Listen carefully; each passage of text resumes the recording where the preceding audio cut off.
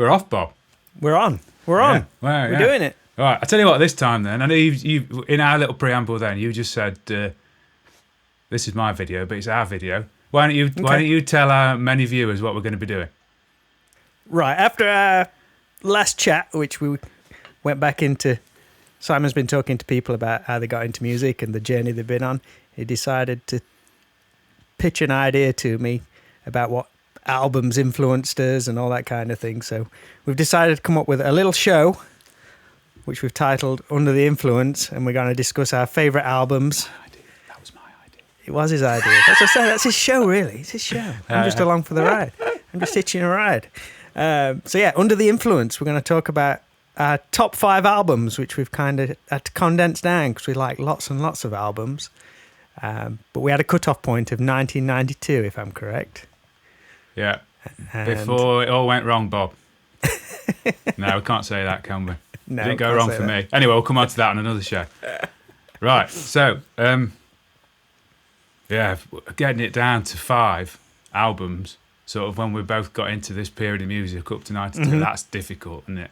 It is. I just went for I thought I could either really sit down and ponder over it and go back to the albums and listen to them, but I just tried to go on a gut reaction. Yeah, I've got we've got some honourable mentions to go after. Some? If we have time. Oh, some. You've got a big long list. I'll tell you how many pages I've got. We're just going to say them all. I'll just say the list. Right. So, who's going first then?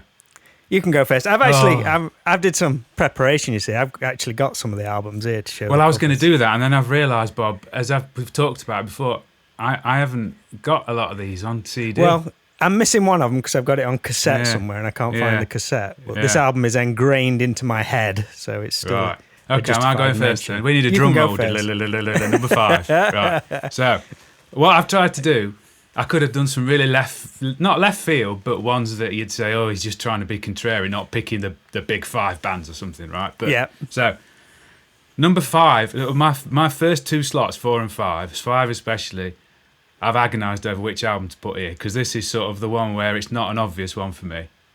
Okay. Well, no, it's not an obvious one for people who might be thinking of 80s hard rock. But so number 5, I'm going for Bad English. Backlash. Nice. Their second album. So I was not expecting that. Yeah, the first one I remember liking, but Backlash came out in 91. So I was really, really into my guitar playing then. It was escalating. No. Yeah. I'd heard Bryan Adams when I was 11, right? And I'd started to get into rock. And then when I started to get to late 80s, early 90s, I got electric guitar. I was going for it then, right? So 2 reasons Bad English. I listened to it again this week. It's one of I think it's not dated quite as much as some other things. Right, because I only know the ballads, if I'm honest. Yeah, but there's some good rockers on there, right? And I don't know whether I'd listened on Apple Music to a remastered version or something, but it sounded really... If there's a band still doing that sort of music now, it wouldn't sound dated against a modern... So 2 reasons. Neil Schon, great guitar player. Stunning guitar player. Now plays PRS, so he's even higher up there in my... But John Waite, yeah, I just love the man's voice. It's just silky smooth, man. It's just... Yeah. It's just class. Yeah. I think probably, you know what, Bob? I think from his Missing You days, that was, I've written down here, 84 that came out. And I was, as we probably both were, I certainly was into pop a lot, but there's something about that song must have just sort of entered my consciousness a bit. Even I was quite young then. It's I don't want to say pop metal, but it's from a rock guy doing a pop song. Yeah. He comes from that. He's not. He comes from a rock side of things, doesn't he? Mm-hmm. Yeah. So I used to listen to that album loads, and I much prefer it to the first album because I think they went slightly... There are still some ballads on it. Like The Time Alone With You. I listened to that last night. I think, God, what was I thinking when I first listened to this in my bedroom?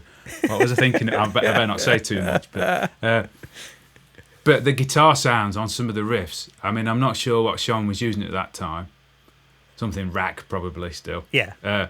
But yeah, so the combination of those two, I mean, it's mainly his voice and just it's over the top, but it's slightly raw, and I think that's a lot, because I think I'm right in saying that Bad English, as well as John Waite, it was the rhythm section from, was it the Babies that he was in? The Babies, I think they were called. Didn't Dean Castronovo play drums on that album? I think he did, yeah. Maybe that was the first album then that it was, but obviously he was bringing that still with him. Yeah. To Bad English. So I had a friend who was massively into the Babies. I've never really done. No, I've never. I should listen to him. But just as an aside, then, now we've mentioned him, go and, I don't know if you've not, go and ever listen to some of John Waite's recent stuff. Cracking. Yeah. Really good. His latest album, which came out 2 or 3 years ago, it's a real hark back to sort of real 70s rock. I love it. The really almost dry guitars. I know we've talked about that before, but I know I like almost dry guitar. And what's his face from Matchbox 20, Kyle Cook, the guitar player, he wrote quite a few songs with him. Nice one. So it's quite a hard rock-esque sound, but it still sounds modern. Is he still out touring? Obviously, he's not touring now. Well, yeah. I mean, he must be late 60s now. And the videos I've watched of him in more recent time, his voice is still there, because I think he's looked after himself. Yeah. So, I mean, friggin' hell, man. Neil Sean working with Steve Perry, then go on to John Waite. Yeah. So there's my number 5 then. How did you find out about Bad English? I must have heard one of the songs off the first album. But I think I got this second one, Backlash, first, if that makes sense. I got that one, and then I probably got... That happened a lot with me. I got an album from a band much later on, and then realised... Traced it back. They did a few more than that, yeah. Yeah. Where did you find the album at, do you know? Was you down Nottingham? Select-A-Disc or something? Either there or with Arcade Records. You remember we talked about that before, yeah. I used to go in there a lot. Probably one of those two, yeah. Or even way ahead, I don't know. But yeah, it would have been somewhere in Nottingham, yeah. Nice one. Wow, I was not expecting Bad English to crop up. Yeah, so that's the slot that was difficult for me. Well, this and 4, but cool. Right, what about you then? What's your number 5 then, Bob? So I was trying to think, like you said, like in the 80s and stuff, I was just listening to pop stuff. Sorry to interrupt straight away. Like I've interrupted you immediately. What sort of interview is that? Like it's like Biden and Trump all over again. I know he didn't interrupt enough, did he? What were you listening to before you got into all this? Just tell me very briefly. My mum was pretty young when she had me, so she was like listening to a lot of just top 40 stuff. She used to buy vinyl singles all the time from Woolworths, and just had one of those record players where you'd stack it up on the spine thing, quality, and it just dropped down. I used to go shopping with her to buy records and stuff like that. So just anything in the charts, really, from like the early 80s onwards. I think the first pop person I got into was Madonna, probably because I had a crush on her when I was like 11 years old. Yeah. And I think I brought the Like a Virgin cassette from Woolworths. Yeah. So that was like the first pop person who I, if you want to say, obsessed over and like became a fan of. But I used to listen to anything, really. That's why I'm just a sucker for a cheesy chorus, even now. But yeah, I was thinking like, not the first album I bought, but what kind of started getting me into rock music. And I've always said subconsciously, movie soundtracks were what did it for me.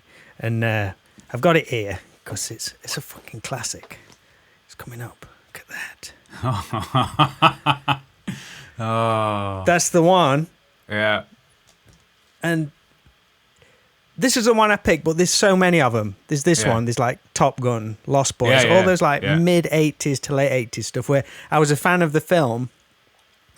So I wanted to buy a piece of the film, if you like. This is before you could buy the videos and stuff like that. So he brought the soundtrack.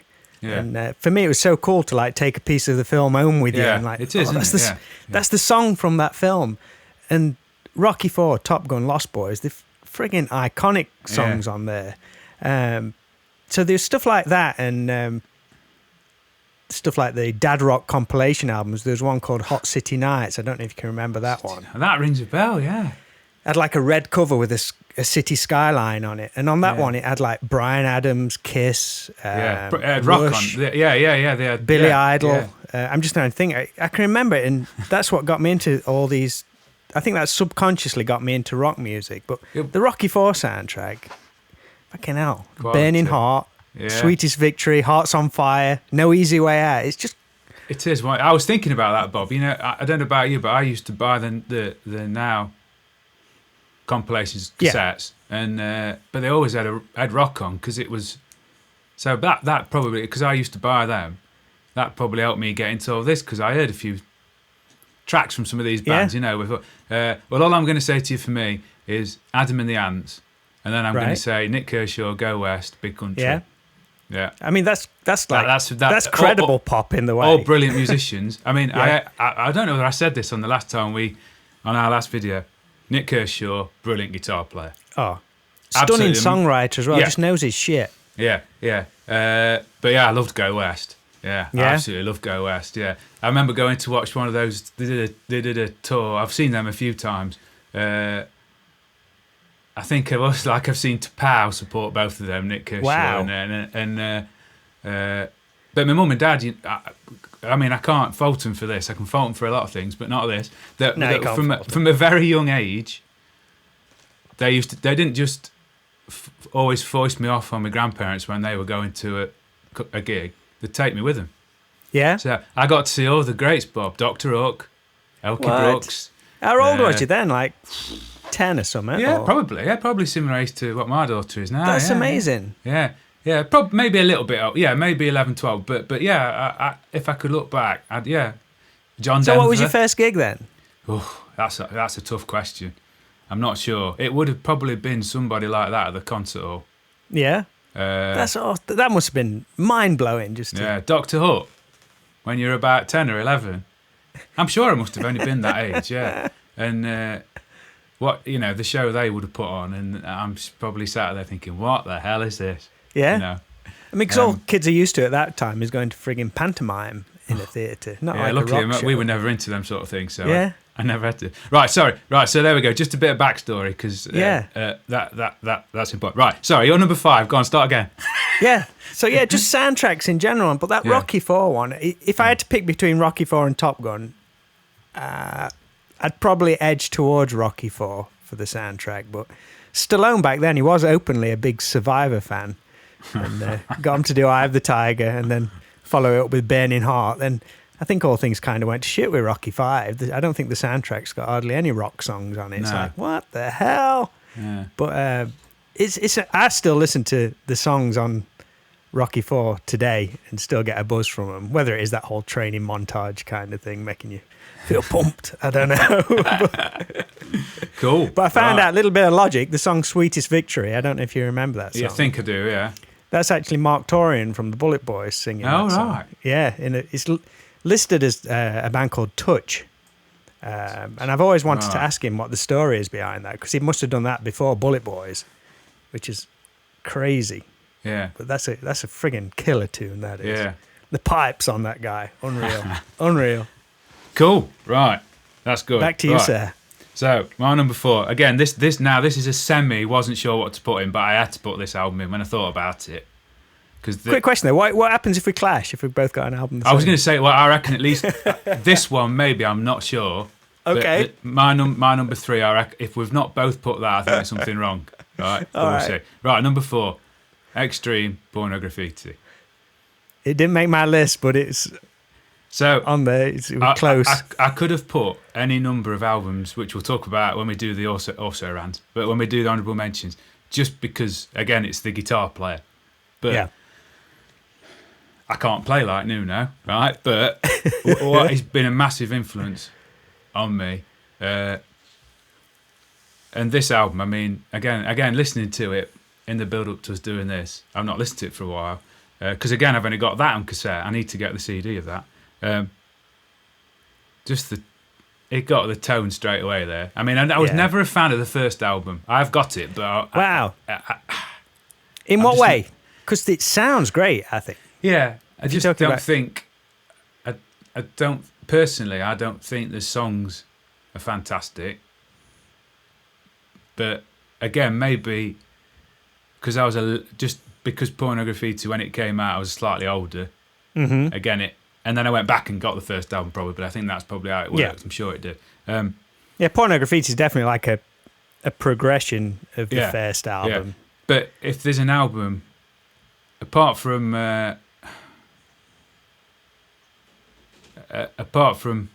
Pearl Jam 10, we're not talking about that today. If there's an album that I've sat down to work out as much as I could, it's this. Yeah, awesome. And at that stage, I don't know. I've been playing quick guitar for a little while, but I remember getting the tab book after a bit because I got stuck.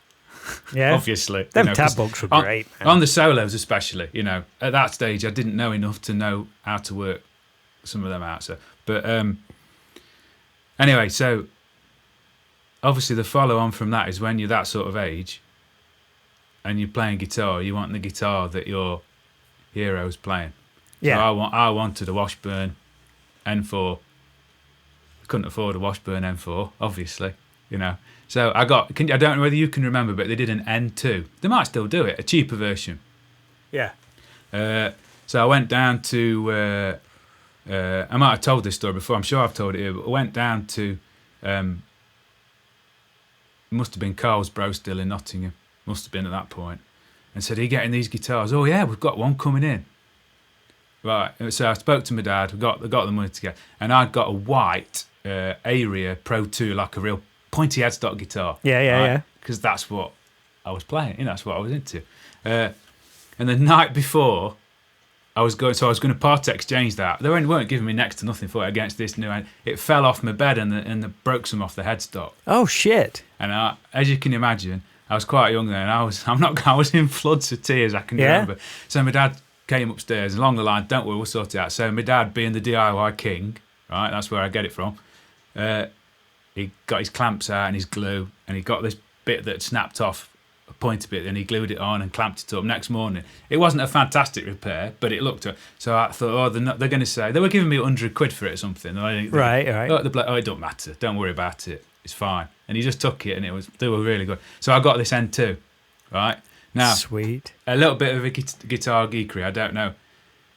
The Nuno guitars have got this thing called a Is it the cutaway thing? Cutaway, yeah. So it looks normal from the front, but it's got this little bit of, I think it's maple or something, just a different. And then on the back, I'll put a picture up so people can see it. It's the way the neck's joined in, so he could get his hand right up. Well, is it so it's like kind of slightly sunk in? So it's So I like a guitar bass or whatever has got a lot of Fenders have got a big heel, haven't they, with a plate? Yeah. Well, this is had all that cut away, and it's got like a curved plate. The N2 didn't have that. That was the kind of selling. Yeah, that was. So let me tell you this is the cool bit about this guitar. Instead of having like a little curve, so where the neck joined on the front, instead of having a little different bit of wood that said Stevens Extended Cutaway, it just got a black line drawn on it, and Nuno had put Nuno. I never knew that. Right? And the other thing about it got a Floyd Rose, but it had not got the N2s later came, I think, with the same pickups as the American one, but this had got Washburn's own brand. Anyway, when the guy said, "Oh, here's the guitar," so we looked, it's fantastic, and he said, "I've got to tell you," he said, "I think this is a prototype," because he said the ones that we've seen don't look like this. Right. They've got in what way? They've got pickup. I don't know if you know about what EMG pickups look like. They've got no pole pieces. They're covered. Well, there were Washburns like that, and then they got this new. I mean, there might have been some more come with instead of the cutaway bit saying Nuno on it, but they said it was a prototype. Wow. They said it didn't actually look like what I can remember. That it didn't actually look like what they'd seen it should look like. Yeah. And the later ones didn't have. They had different pickup. So that made it even better for me. How long did you have that guitar? Because you've quite not got a while. it now, or it to be sat behind you right now. And I wish I had, because even though it was the cheap version, I don't know where they were made. I don't think they would have been made in Japan. They would have probably been Taiwanese or something at the time. I don't know. But you'd think it'd be worth a little bit of dough, even though it's only the N2. But just because it's a prototype. How much was they back then? I can't remember quite. Well, Was it about five? Was it like Yeah, 500 and the end 500, fours were 5 1,000 or something like that? I Something think, silly like I that. think it was. I think it was about 500, 550. And it was like I mean, again, I can remember the body was made of several pieces of wood. It wasn't even just two pieces of like older or bass wood joined together. You could see about three different. So it had obviously been made to a much cheaper level, which is the whole point of it. But I bet that thing was like dead light, wasn't it? Was it super light? From what I can remember, yes, because you've got to remember the Nuno guitars are. When he first did it and he was making this guitar himself. I think he got a Warmouth body or something. He cut it down to make it smaller. Mm-hmm. So they are slightly smaller than a standard like Strat body. Yeah, Did but it I play wish I nice? kept it. From what I can remember, yes. The only What was thing the first thing you played on? Did you a rip? I must have just Decadence played. Dance I on don't it know. Or made an effort to get the funk out riff or something on it. Yeah. The only thing I didn't like about it, from memory, and I hate this on guitars, I don't know why they do it, but at the end of the fretboard where it joined the body, it got two screws in the past the final fret. I think it was 22 frets. I'm sure that I got that. Like that. You see it occasionally on guitars. It's obviously something to help neck stability, or I don't know. It can't be told the fretboard on because it's glued on. But I never liked that. But yeah, I wish I'd never sold it. But you can say that about virtually 90% of the guitars I've ever owned. How does Pornograffitti hold up for you nowadays? Well, again, I think they've remastered that, haven't they? I don't know if you've heard. There is a remaster. I've not heard the of remaster. it. I don't think so. It is quite a good remaster. Because I still think there was a little, even though they were going a bit more, a bit drier than the first album. There's still quite a lot of reverb. I think. God, yeah, it's still a massive sounding album. Yeah, and I think the remasters slightly, but it's still, but not too much. Not like other remasters that we've talked about. But yeah, so I wish I still got that guitar. I mean, I sold it to buy Music Man Eddie Van Halen. Not a bad trade-off. Which was a massive. It was a massive step up, and that's the guitar that's the top of my list of guitars I wish I'd never sold. But that's a different story. The original Music Man ones. Yeah, pink, quilted top. It was gorgeous. But how much are those worth these days? Do you know? If you've got an amber one, because I had a look at this a few months ago, because Eddie played an amber one most of the time. That was the main one. 4.5, $5,000, if not more. Yeah. So the pink ones apparently were also quite sought after. What was it? There was the amber, the pink, purple. He did a sunburst one, a red one. There was a sunburst one later on. I remember when Dweezil started playing one. Dweezil Zappa, he got a purple one. And I thought I want a purple. I wish mine was purple, not pink. Yeah. Such a great looking guitar. I mean, there's not much you can do with guitars these days, but even Eddie's got this way of finding a nice little. Yeah. Anyway. Even when he's tweaked it into his more recent guitars, he still just puts like a little subtle twist on it, and it still looks frigging great, man. Really, really does. So it's number 4. It got, I suppose, I agonised again over this slot a bit. I could have put loads of different things in. Yeah. But it got to be that. How do you feel lyrically about that album these days? Because the song better than a lot. Topics, Better the weird song topics, aren't they, on that We're going to album? come on to one of my higher up ones. We'll talk about that in a bit. The lyrics are terrible. But yeah, so I can't not have that in there. No. Just because Nuno is just in my top 5 of all time. Still, to this, he's oh yeah. He's just lovely. He's untouchable, man. He is. I mean, I even forgive him for his argument with the Red Hot Chili Peppers. What's that? I don't know if I know that. Oh, just that there was a thing between them about what real funk rock music was. Okay. Pathetic, really. I'm sure they've got over it now. They're grown men, aren't they? But I won't have a word. I can't have a word said against John Frusciante either, because he's in the top 5 as well. Right. Superb. So that's my number 4 then. But Sweet. It had got to be there. When I've been listening to it this week, because it was on the long list, I thought, how can I not? With that guitar, how can I not have that in there? Did you go and see him on the Pornograffitti anniversary tour? Oh, on the anniversary tour? No, when would that have been? Oh, shit. I don't know. When would it be? So when did it come out? It came out in 91? Or not? 90. 90. Not late 90, didn't it? Yeah, So It's been freaking. I bet it was 2010. I bet it was a 20-year thing. No, I've seen him a couple of times at the concert hall, which we've talked about at length before. I think more than once at Rock City, and I think I saw them on the Three Sides tour at the NEC. Yeah. So my number 4, Extreme Pornograffitti. Nice. Right, your next one then, Bob. So once I was slowly like getting into the rockier sounding stuff, I'd listen to all my soundtracks and stuff like that. It's weird. A lot of these albums, which kind of had a massive impact on me, I can time them to like a summertime. I don't know if that's got something to do with it, but when I used to have my summers with my dad, I think I like 3 out of these albums, 3 out of 5.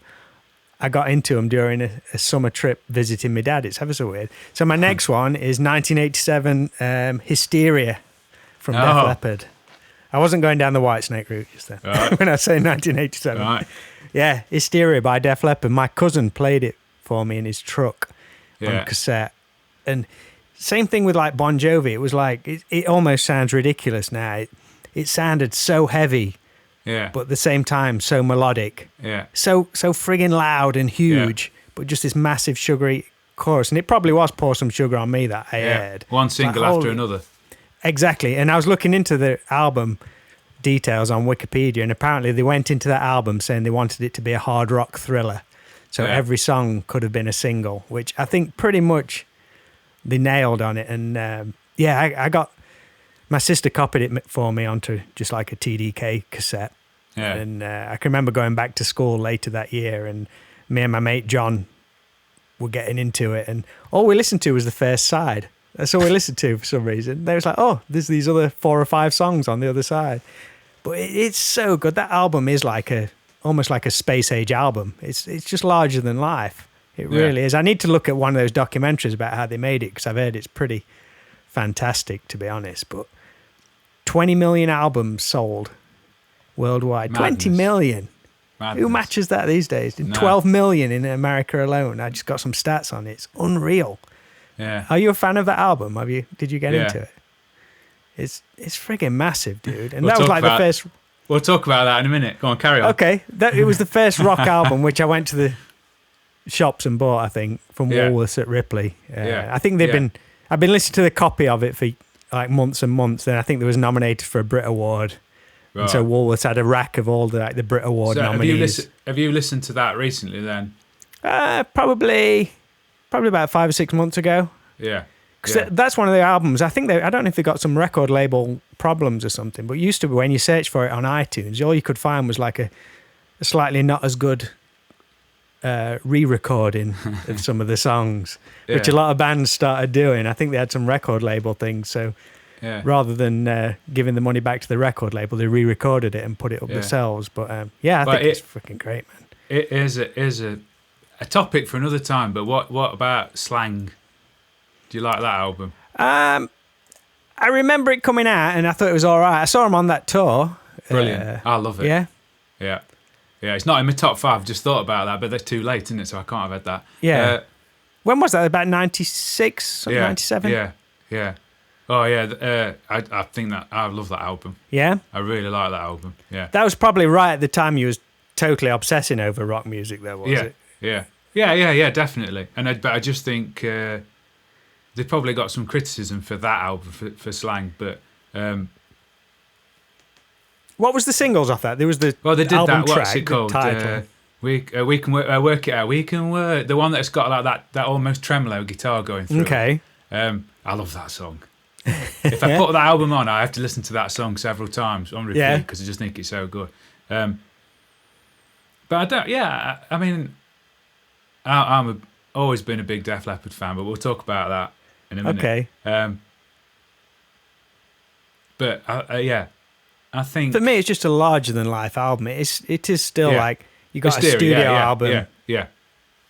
And how they recreate, it's almost like you don't hear. I can hear them now because I understand music a bit better now. But back then, I didn't hear them as guitar parts. It was just this sound which I often bring up when I baffle people when I'm in the studio. Yeah. Oh, what do you want it to sound like? I don't know. I just want this sound.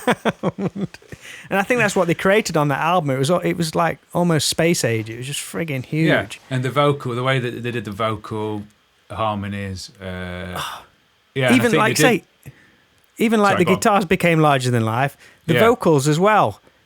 It's almost nonsensical stuff. Yeah. It's just melodic. It's just constant melody. But I don't think really they is. wanted the guitar parts to be traditional riffs in a way. No. If you listen to it, the way that the guitar parts weave in and out of each other. I mean, the way that they've always had a 2-guitar band. Yeah.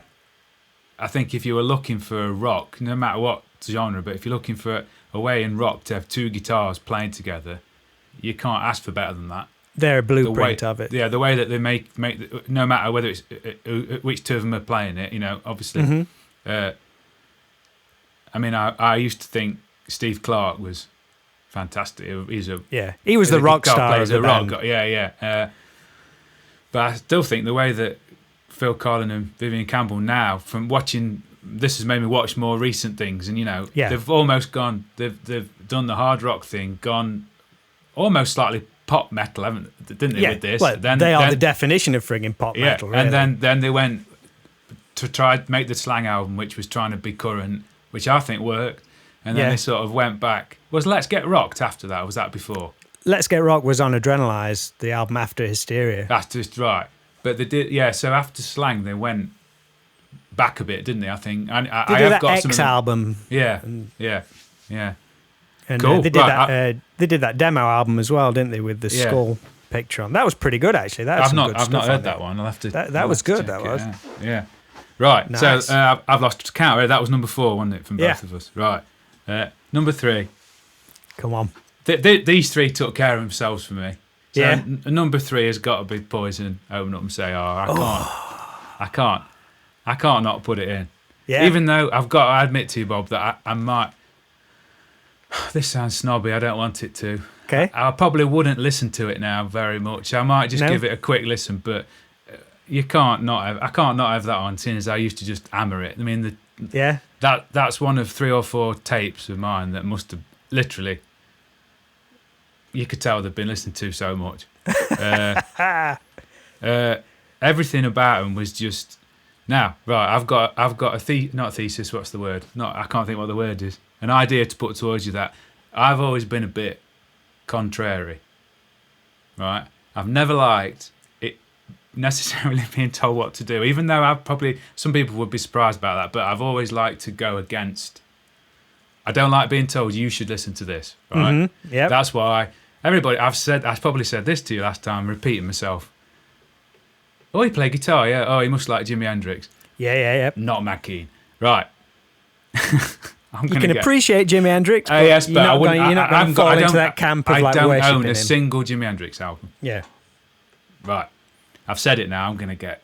No, that... If any of the students watch this, they're going to... Yeah, we could have got this list together and we could have pulled together the most credible albums to try and make ourselves look cool. That's bullshit, that is. Yeah. Right, yeah, so there's almost something, right, I'm going to just quickly, I'll try and not drone on about this too much, but we're talking about Poison, you can drone on as long as you want. My first band, Mr. Ben, right, named after said cartoon character, right? That wasn't my idea, but I went with That's a fucking great, I love that. Yeah, copyright now, you won't be allowed to do it, would you? So, picture the scene, all set up in my bedroom, full band. All right, all my stuff in there, my little PV. Wasn't even a Bandit, it was the one underneath a PV Bandit. I can't remember what it was. Was that an Envoy? Can't remember. Then we got the bass player we had at the time who was getting into like Swerve Driver, and I think it was them, and like he was going down a real sort of early days of, I guess, maybe like noise rock. What year was this? What year was this? 5th year at school. Okay. 5th year. Yeah, that sort of. So what, 92? Yeah, something like that. Yeah. 91, 92. No, right. before then. It must have been before then. Yeah. Yeah, 91 maybe. Maybe even 4th year then. So he was doing that. Singer and the drummer heavily getting into like Stone Roses. and that Oh, sort yeah, of so thing. it's going to this be is around good, 90. So isn't it? indie kids, singer and drummer, like bass player, God knows what he was into, right? There's me, right? We're practicing in my bedroom. I've got a full-length poster of John Bon Jovi on my door, Yeah. right? And What, then Young we've got- Guns John Bon Jovi kind Yeah. of thing? Blaze of Yeah. Glory John Bon Jovi, yeah? Then we've got, like, you name it, Cinderella, Yeah. I don't know, Poison, other Bon Jovi posters, whoever else I was into at the Yeah, time, yeah. Def Leppard, right? Mint. And obviously, which was the one that they used to take the piss out of the Oh, most? Poison straight away, Exactly, man. right? Yeah. Now, I'm getting to my point now, Bob. Sorry, everyone. That's probably partly why I liked him in my mind. Yeah. That's one Just of the to reasons I stick it liked to 'em. all of this, because a lot of my mates at school weren't, if they were into it or listened to it, they weren't like me wearing waistcoat, shirt, tight jeans, cowboy boots. Yeah, You know, yeah. They weren't, not got along yet, but there weren't many of us, right? And I almost did it. I mean, I almost did it. Because you knew it would wind them up. Yeah. So you can imagine that band did one gig, first ever gig, right? And then we never did another one. Because, I just used to, I probably did. I was quite good at laughing it off at that point. Yeah. Sorry, did you have a singer? Who was singing? Mate of mine, Paul. Yeah. Who What was he went on- into? He was the same. So him and the drummer were both into like Stone Roses. They're the Stone Roses ones, that right? sort of Okay. stuff, Yeah, sorry. Although Paul at the time, That's a crazy bunch of- combination, isn't it? Yeah. I've You been can in imagine mixed that. bands, but bloody hell. That's I know. up So there. it was doomed to failure. Yeah. But so I mean, and obviously I've sat there, just strummed every rose to my heart's content. Yeah. I mean, what more can you say? How did you hear about him? Was it too? Because those singles were pretty big off that album. Yeah. Every Rose and Mama Don't Dance. Well, you know what? I don't think Bob? Nothing But a Good Time. Probably did a lot much, of this. but- Both of us found most of these things out from magazines, didn't we? Yeah. Mm-hmm. Buying whatever magazine we were buying at the time, and this stuff Yeah. was mainstream. Even friggin' so, Smash Hits had Yeah. Poison in it. Yeah. yeah. So,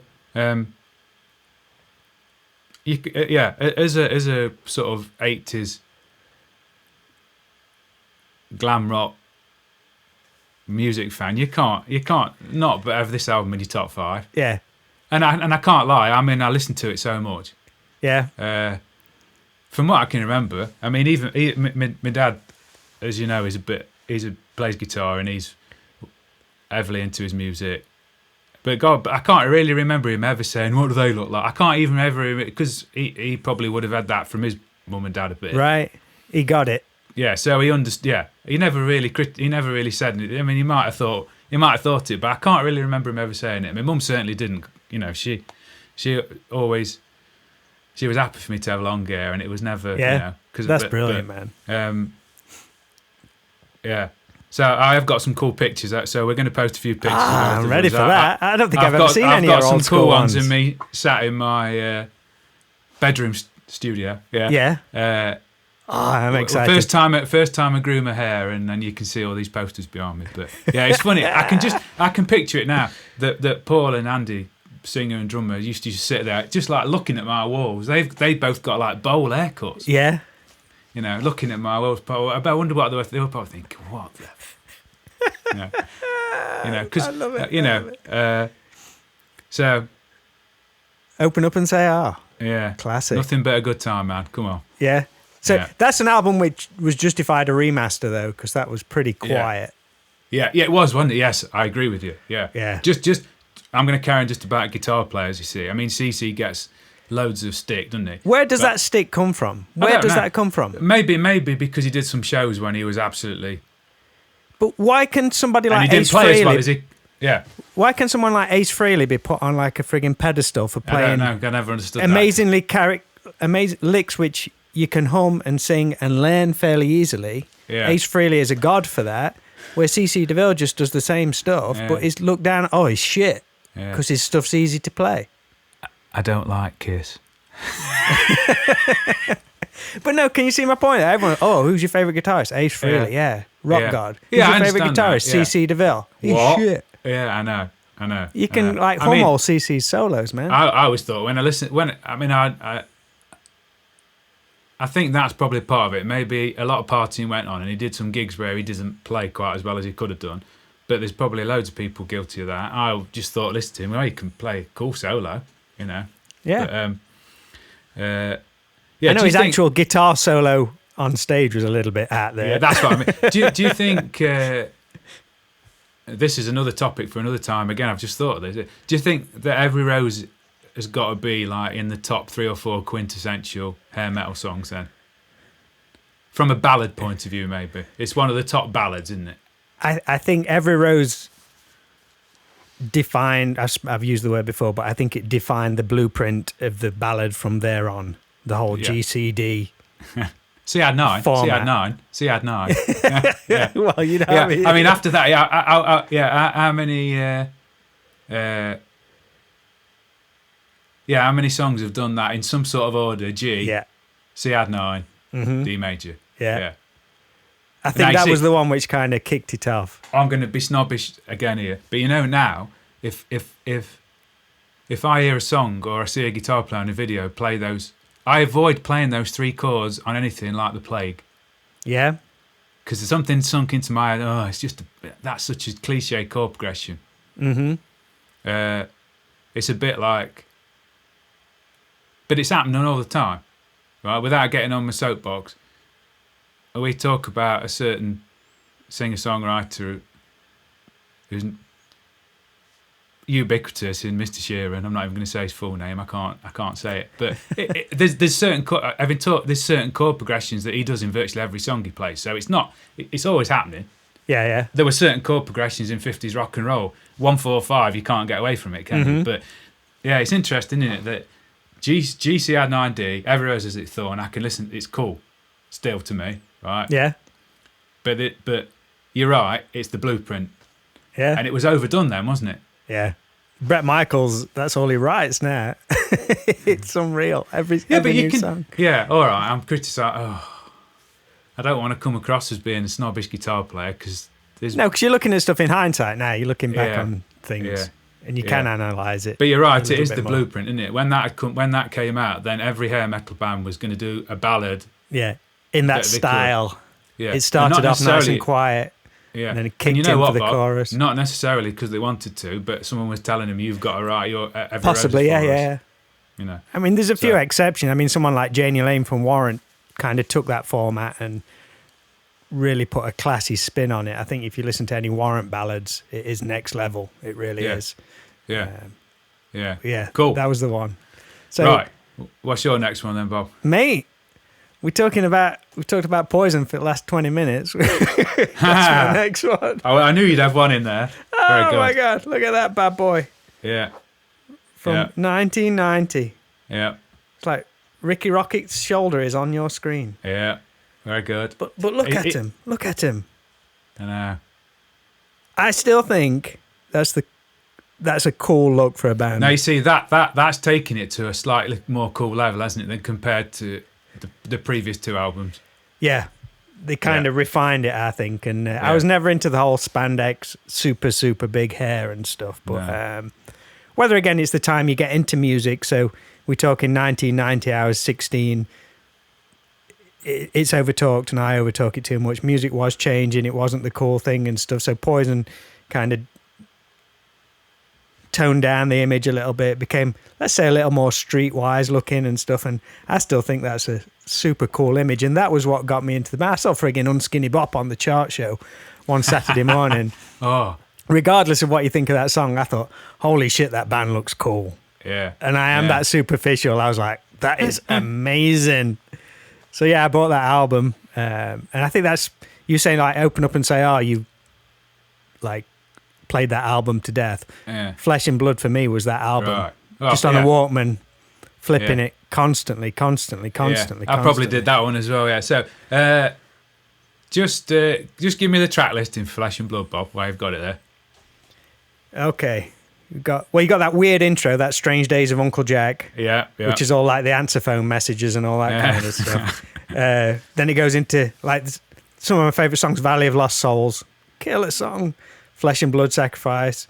Then you got CeCe's solo before Unskinny Bop, that weird country kind of thing. Yeah, yeah. I don't know what you could describe it as, country or more like hillbilly kind of. Yeah, sort of stuff. like country-esque. Yeah, hillbilly Yeah. is probably a good description. Unskinny Bop, Let It Play, Life Goes On, classic song. Come Hell or High Water, Ride the Wind, some frigging classics on there, man. I'm gonna have to listen to that in a bit. When I'd not listened to it for a long, long time, and I listened back to it, it had dated a little bit. Yeah. Probably again snobbish wise from a performance point of view. It's wow, those drums are a bit weird. Yeah. It doesn't. Ricky Rocket never played like a standard. His drumming is like all over the place in a good way. It's like putting fills in, and there's not like a set pattern to it a lot of the time. Showman, like, Bob. It's a showman. What's going off there? But yeah, Poison, man. They were I've said it before. They were the band that made me want to be in a band. Yeah. Yeah. Well, I think we can talk about. We've already discussed about future topics, maybe, and we will alienate people if we talk. Some hardcore fans if we talk about native tongue too much, I guess. Mm-hmm. But and I think we mentioned very briefly in the previous video about Richie Kotzen. Yeah, because he's again one of my heroes. So there's an evolution there again. Those first four Poison albums, it's like you can see the evolution throughout it. And I think Native Tongue was a natural, regardless of whether Kotzen was in the band or not. Yeah. To me, it felt like a natural progression to me. You know what, Bob? This is a terrible... I feel... Yeah. Again, the snobbish thing. I keep saying that, don't I? I went to see him at Rock City with Richie Kotzen. Yeah. With enough supporting.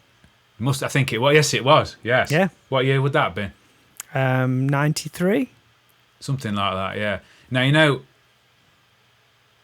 obviously, as a guitar player, knowing already a lot about Richie Kotzen and all the shrapnel stuff, the shreddy stuff, but, when they came on stage with him, I don't want to insult anybody, but it almost felt like, here's an awesome band. Yeah. There's just something to me, again, maybe as a guitar player, and where I was starting to go by 93, that he just elevated, to me, he just elevated them. Yeah. Because you watch some people play an instrument and it's effortless. Oh God, yeah. He's one of them. Yeah. And he had all the cool shapes and stuff like that, and it just felt it was theatrical, but it looked natural as well. And he played a Telecaster, and it didn't sound like a Telecaster to me. How good, man. Oh yeah, that gig was awesome. It was awesome. That gig was. Yeah. It is one of those lineups which just totally divides people, but to me, it just felt like a natural progression. Yeah, definitely. Right. So that was number 3, wasn't it? Yeah. Yep. Right. So number 2. Right. Here's your first bit of duplication because my number 2 is Hysteria. Okay. Right. Right. Nice. What's your spin on it? My spin on it is what we've already said, single after single. I actually cassette tape album for me, so I bought the CD last week. Funny, I mean, an album I listened to so much but never owned the CD. Yeah. It's always been friggin' expensive. I got it for it is. It's not one of those that's gone cheap. Yeah, it was still £10, I think. And mine's the 2017 remaster. Right. So again, we've talked about remasters. Sometimes they ruin it, but this is quite a good one. I've actually only listened to it once since I got it, but I mean, I've never been mad keen on Woman, the first track. No, I agree. But then the next 5, it's like... What about Rocket? I love Rocket. Really? Yeah. Rocket, I think they overplay it live. It goes on for fucking days. Do they? Yeah. They were trying to... Don't you think they're trying to get a bit of a Led Zeppelin Whole Lot of Love thing going on in that? Maybe. Yeah. With the big instrumental noise thing. Yeah. So what is it? Rocket, Animal, or is it Pour Some Sugar? Love Bites. 4 songs there. I mean, now, right. This is a retrospective thing in some ways, Bob, here what we're doing, right? The lyrics are not great, are they? Let's be perfectly honest. Well, that's what I said earlier. I I don't really hear lyrics as such. I just hear melody. Yeah, I get what you mean. What the hell is Pour Some Sugar on Me about? You have to really dissect it to figure out what he's saying. Like you said, I've done exactly the same thing as you, and I've been reading interviews and on Wikipedia, and what's Joe Elliott? Joe Elliott himself said he knows he's not Bob Dylan. Right. Yeah, so he knows what he's doing, and that he's not writing. He's not like writing. Like for example, if I take one of my favourite bands, the Manic Street Preachers, right? Well, you could Generation Terrorists, first album, hard rock, one of my favourite albums of all time. What? Yeah, there's a thought. They're not writing lyrics like Richie Edwards and Nicky White were all writing. They're not like bearing the soul and all that kind of stuff. No. But I agree with you actually. You're almost not listening to it for the words. Mm-hmm. That's a very good. I like that. Yeah, it'd be one of them if you tried to karaoke it without some lyrics. You'd just be going. Yeah. There'd just be sounds coming out of your voice. Yeah, and the thing I've always thought is, again, guitarist wise, I always liked. As I say, I mentioned Steve Clark. I've always liked Phil Collin. I've always had a bit of a soft spot for him. And the fact that a man of his age can still go on stage without a shirt on and not look too bad. He looks like Jeremy Corbyn now, though, on lockdown with his beard and everything. He's been a vegetarian, or he might even be vegan now, but he's been a vegetarian since, apparently, what I read was, for like 30 years, because what I read was that when it started to be a problem with Steve Clark's drinking, Phil Collin took that on board and stopped drinking, became a vegetarian, changed his lifestyle, but Steve Clark didn't. So you can see the two ways it went. But yeah, now you see, right, I've been, just a quick story on this. This is why I love the album, but I'm sure I'm right, because it came out in 87, right? Now this along with my first choice,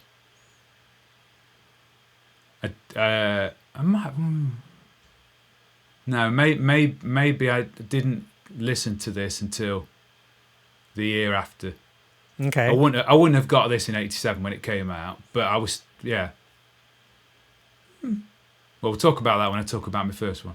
But I'm pretty certain, because I listened to this album so much, right, on my Seisho Walkman, right? Yeah. I think there's a very good chance that one year when I was on holiday with my mum and dad, I was listening to this and I fell asleep in the hotel room and they'd gone for a walk, right? And I fell asleep listening to this and I'd left the key in the door. Right. So they couldn't get back in the room. And apparently they spent half an hour with the guy who ran the hotel, who we knew quite well, banging on trying to get in. Yeah. I'd fallen asleep with the music on. And so Roger, the bloke around the hotel, had to get ladders out and come and bang on the window and get in the window. Now, there's a pretty good chance that I might have been listening to this when I fell asleep, because it's the right sort of period, and I absolutely murdered this cassette tape. Yeah. This is number one, yeah. So there's a very good chance. So, yeah, and I mean, around that period, I mean, all this was just like, in my Walkman, whatever it was, like much like you, foam headphones. Mm-hmm. Yeah, proper metal band, little foam. Yeah.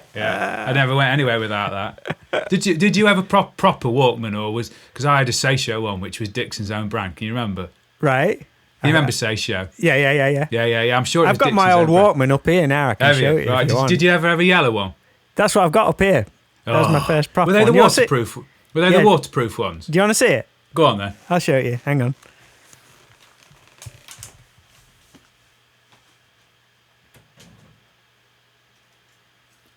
He'll be back in a minute.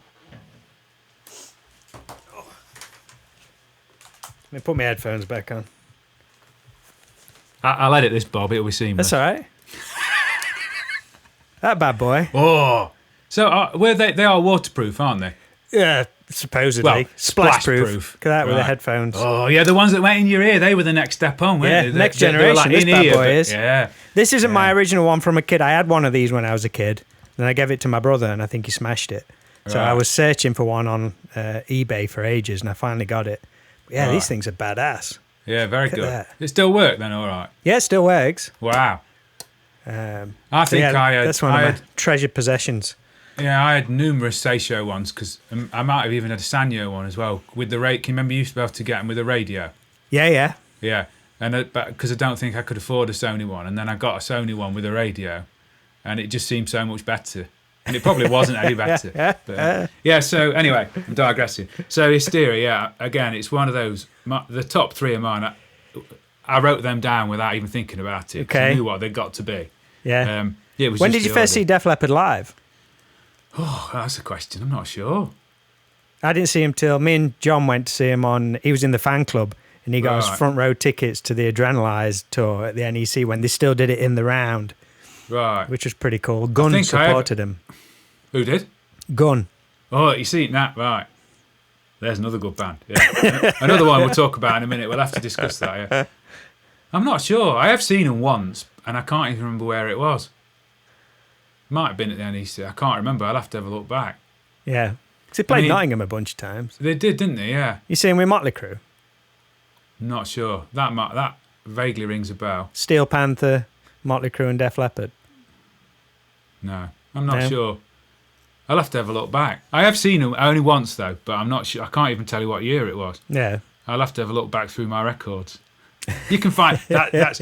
I wanted to find out, just as a slight digression. My dad took me to watch Chuck Berry at the concert hall many years ago, and I couldn't remember what year it was. And there's a website I found. I can't remember what it's called. That if you type in artist location, it'll tell you when they've played there. That's cool. There's probably loads of websites do that, and I found it, so I'll have to have a look. I have seen them once, but I can't remember where. But yeah, so Def Leppard played concert hall. I saw them there. Yeah, maybe it was there then. But you see, the thing is about that album, it's I almost didn't want to put it on. Mm. When I've just said that about my top 3, I wrote themselves. Then I started thinking, well, hang on a minute. I wouldn't really. How much do I want to? But how much would I listen to these now? But it's that thing about they're what marks our progressions. So I listen to it so much, I've got to put it down. It is one of me. If we're talking of this specific period, so. But it's just the overall sound of it. It was polished extremely. It's the vocal thing which has been done so much now. There's so many artists. I mean, obviously Mutt Lange took that on, didn't he? And did it with Shania Twain even. But he did it. Being a big Bryan Adams fan, he did one of Bryan Adams' albums. He might have even done more than one, didn't he? Did he do Everything I Do? Was that a Mutt Lange production? Waking Up the Neighbours was effectively. I think they did it. Like either straight before or straight after or the same time as I'm going to say, I remember thinking, after when I heard that, I remember thinking, why is Bryan Adams trying to sound like Def Leppard? Yeah. And then I realised why. Yeah, it must have been afterwards. Mutt Lange must have left all the settings on his desk. Exactly. All the snapshots. Come on in. We'll save you some time. We'll save you some time, Brian. Yeah. So that album, I'm sure there's a good chance that was the one that I fell asleep to. I might be romanticising it very slightly, but there is a good chance. Right, come on then, Bob. What's your number 2? Oh, right, okay. I've got this one here on the vinyl. And it's weird. You mentioned Bad English earlier on.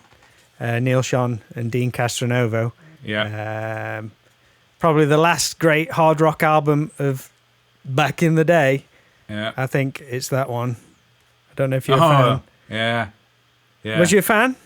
Yes, not hardcore, but very good. Did you see him with Extreme at the NEC? Was that the tour you saw him on? For 3 sides? Must have been. Must have been.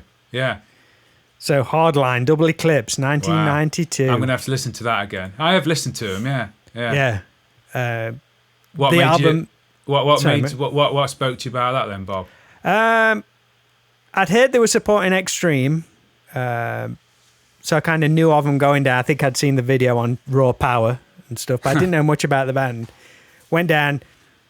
Obviously, when you're that age, you always got there for the support act. You always wanted to see who it was. They came on. Johnny Gioeli, the singer, came out. I'd never seen this before. NEC, everyone's sitting down. I don't even think they had a standing bit at the front at that point. They started the intro and he was like, get up. We're not starting this song until everybody is on their feet. And he actually did wait till everybody was on their feet. Stood up. And it fucking blew my mind. And this is the album that made me want to play bass guitar. Because I was looking at the bass player, I thought, I recognise that guy. I realised it was the same guy I'd seen playing for David Lee Roth the previous year. So I became a fan. And We used to follow Extreme around all the time. So me Yeah. and Tot saw them in Sheffield. And between Sheffield, I was blown away. I went to the record cavern at Ena and they had double Eclipse on vinyl, which is the one I've got down here. So, I brought it, played it to death within those 3 or 4 days. So I knew every single song by the time we went to see him at the NEC a few days later. Took the album down there, got it signed. And yeah, after that, I was playing guitar, changed to bass. Right. Rest is history. But I think Very the good. album still stands up. It really does. Yeah. And What was it's what's the big song on that album then, Bob? well, the first single was Taking Me Down, but the one that everyone knows is Hot Sherry. Oh, right. Oh, yeah. Which is I think the two brothers, Johnny Gioeli and Joey Gioeli, the singer and the rhythm guitarist, they brought that song from their old band Brunette, and it may have been written by somebody else prior to that. But yeah, that was the one which everyone danced to at Rock City and all that kind of stuff. But the album, I think it is, I don't know if I spoke to you about it before, but somebody told me a quote, and I've mentioned it a bunch of times already, but somebody said, the first 2 years of the next decade are the best 2 years of the previous decade. So what they're basically saying is, to get the best albums of the 80s, look in 91 and 92, and you'll probably find some of the finest ones which define the previous decade. And I think that's all right. A lot of my favourite albums of all time, are from bands who perhaps got the popularity in the late 80s. But the first few albums of the early 90s, like Poison, this Hardline album, a bunch of the albums which I'm going to mention later on, they're from like the early 90s. And I think they're the best ones of those bands' careers. I really do.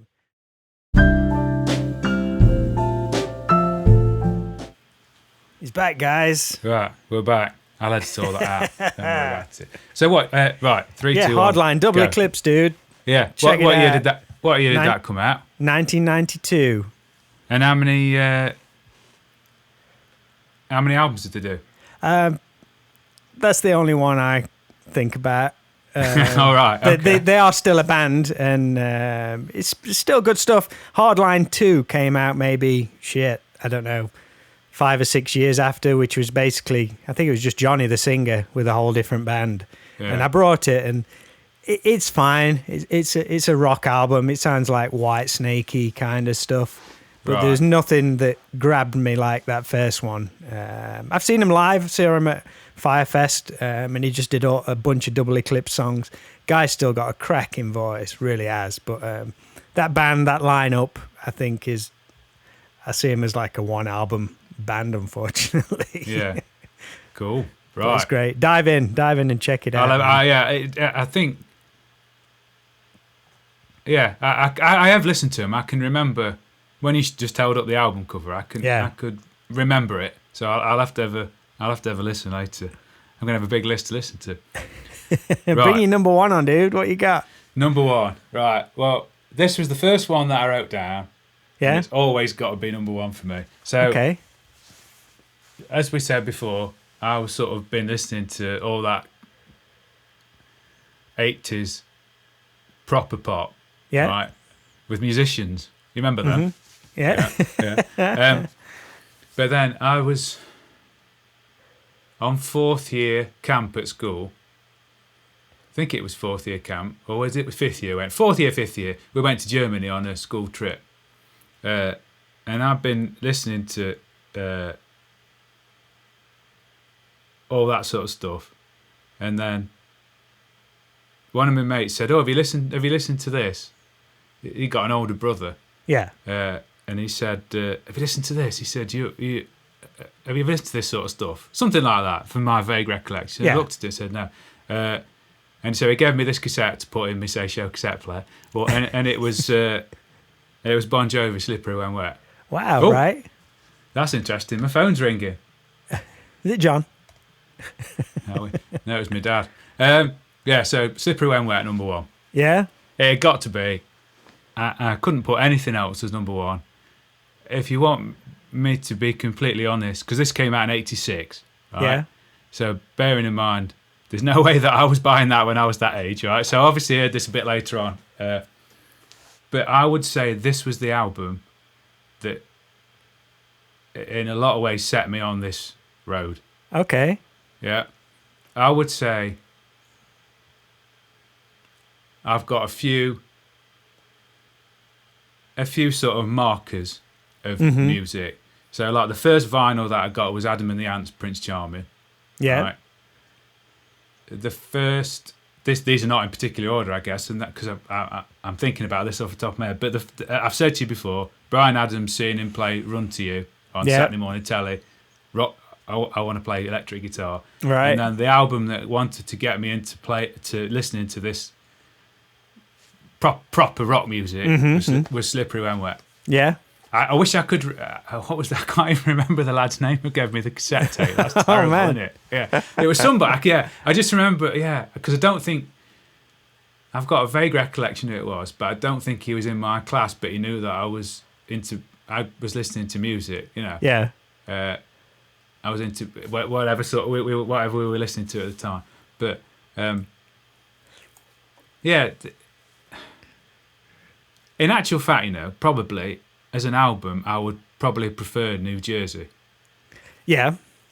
I mean, to follow Slippery When Wet up with New Jersey is... Yeah, but as a huge. gateway... Yeah, as a gateway drug, yeah. I've got to say Slippery When Wet, because it just got me into all this. Yeah. Hilarious joke. We used to call him John Con's Jovi, because it sounded like he was constipated at the time. But, sorry, John. You're a good guy. But that was the hilarious joke. Now you see, again, then I wanted to know who played guitar. Okay. And then we found out it was Richie. And Richie made Stranger in This Town. Oh, what a record that is. Yeah. Why isn't that in your list? I know. Well, it's high up on the other list. Okay. Yeah. But... So I can't... All right, Bob, I'm going to be completely honest. I can't even say... I've probably not listened to Slippery When Wet for a long time. Yeah. Multiples of years, right? Mm-hmm. I know all the songs. They're ingrained in my memory. Yeah. No need to listen to it. I haven't... It's just, you could just call on and boom, it's there. Yeah, but if I've got to say... It's like I said to you, I've got to put Pornograffitti in for Nuno. Yeah. I got to put Bad English in for John Waite's voice and Neil Sean's guitar. I got to put Poison in because I just got to for Every Rose. All these are the obvious ones that have got to be in. Yeah. And Slippery When Wet's got to be number one just because it's the one that first set me off. Yeah. So good. And yeah. Again, it's one of those albums though, when you look, it's not cheap to buy. It's still about 10 quid on CD. What's that about? Why is it not $4.99? Yeah. I've just when we were on the phone the other day, I said I've been listening to Biffy Clyro. I've caught up on about 4 of their albums, and not one of them was more than £5. You get them from Magpie Music on eBay? No, all off Amazon. They're cheap. Yeah. Wow. But so I bought Hysteria, and I thought, I'll get Slippery When Wet at the same time. I thought, I'm not spending 20 quid in one go. Yeah. So that's my number one. Just got to be. If we're talking up to 92, why aren't some more transitional albums in there? We'll talk about them in a minute. Yeah, because I've tried to look at it, Bob. I could make another top 5 with more transitional albums. Right. So more like Bad English, because that's 91, right? Yeah. So I'm going to give you a lot of transitional albums in a minute. Okay. Right? But I've tried to look at it. I've almost gone back and thought, right, what was I listening to? Why was I listening to it? Yeah. What had the most impact on me? Right. And even though I've not listened to it for years, there's no way I can't have that as Slippery When Wet as number one. Right. Because you think at that point I was going from listening to Nick Kershaw, Go West, Big Country, and then I've gone on to listen to Bon Jovi. Now you can say it's not as much of a leap as it would be, say, right, for argument's sake, say if you were listening to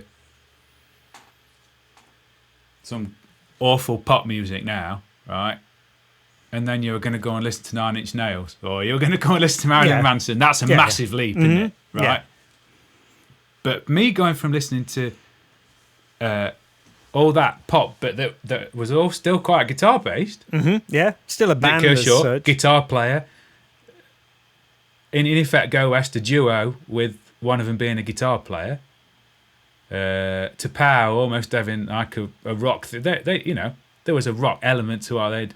So, was it that much of a leap? It's just taking it on to the next step. Yeah, just turning the volume up a little bit, turning the amps up a little bit. That's all it is. Yeah. But that's kind of like the definition of pop metal, if you like. Which goes right back to the beginning of this conversation. I probably liked it because it was taking the guitars, like you just said, up a level, but it was still very pop. Mm-hmm. I can remember hearing Bad Medicine by Bon Jovi, and it had the same effect as hearing Def Leppard. It's like, to my young, innocent ears at 15, 16 years old, it's like, it sounded so heavy, but it was just so melodic at the same time. It was just... Yeah. I know. For me, that's everything. It really is. Really, really is. So, John Bon Jovi's got a lot to answer for. How do you feel about Bon Jovi now? Have you kind of stayed in touch with what's going on? I've got more recent albums. I haven't bought any, but I still have kept up and listened to it. Like House Is Not For Sale. I quite like that song recently. So I kept buying albums as they moved into the 90s and tried to go. Now, the thing about Bon Jovi is, have they ever really tried to chase the sound quite so much? I would say, personally, no. No.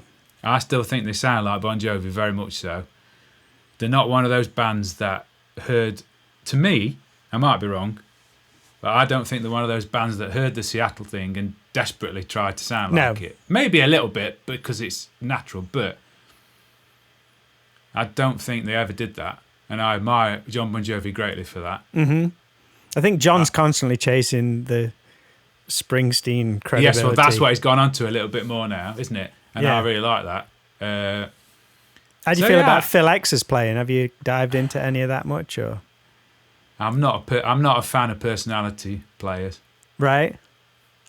What do you mean by that? He's a great guitarist. Yeah. Well, no, I just think I'm quite a reserved person, and how can you say that though when I used to listen to Poison and Cinderella? But swinging the guitars around. But he's not Richie, is he?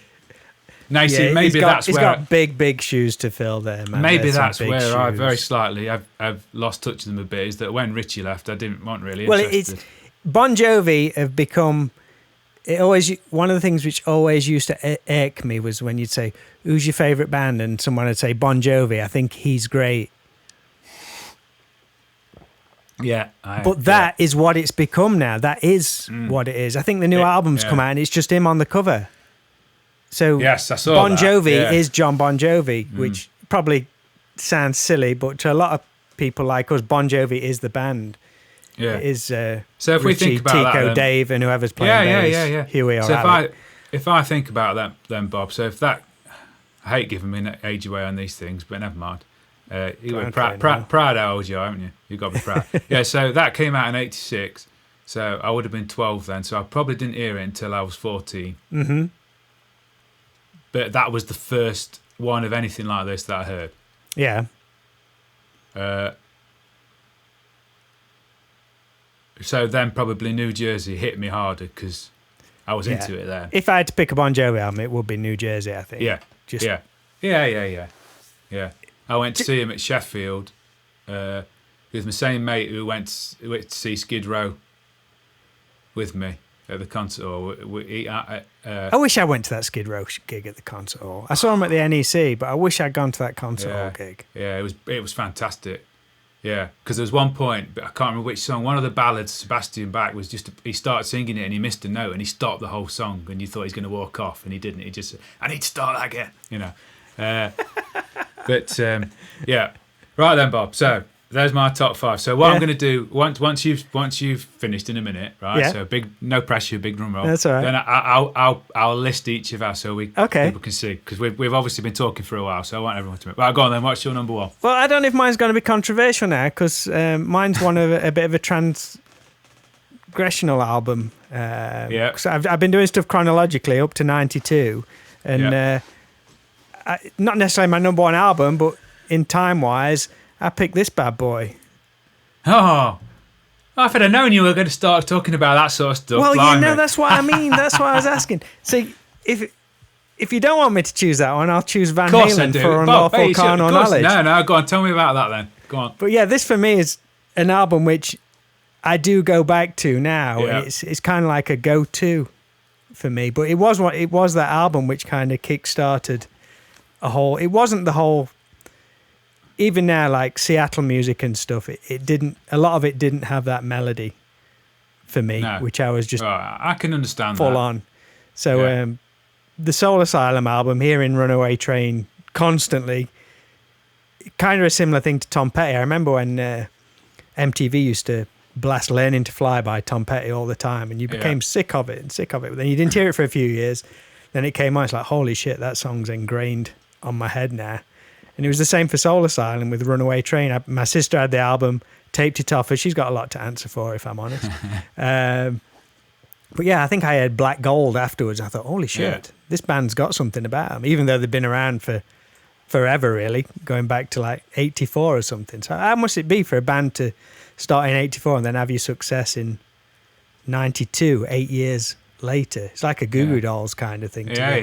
Chipping away all that time. I have no idea. So yeah, it's an album which perhaps put me on a course of like, I could maybe do that, but it's not the full-on glam thing, which I never kind of sat into totally, never got on with, like I said, the spandex and the big hair. But Dave Pirner looked cool as fuck as a singer. Yeah. I like that look. So, and you could hear, it's a million miles away from Def Leppard, which was like larger than life. This was something you could hear what was going off. So, and I still go back to that album now. I don't know if it's my favourite album of all time, but it's up there. Well, that's interesting, Bob, because what I suppose it's slightly contradicting what I said earlier in that I almost liked Poison, for example, and Cinderella and any of the other really big hair bands, but I never, like you, I never went as far as the hair and the spandex. Never did the full-on makeup or anything like that. No. But right, so what year did the Soul Asylum album come out? 92. 92, right? So right on our cusp, right? Yeah. No, I can. Of course, it's in the range, and I can completely understand why you picked it. I think I didn't get into them sort of when they first had that big success. Probably a little bit later for me, but it's a fantastic record. Yeah, and some weird shit on there as well. I know there is, yeah. But I mean,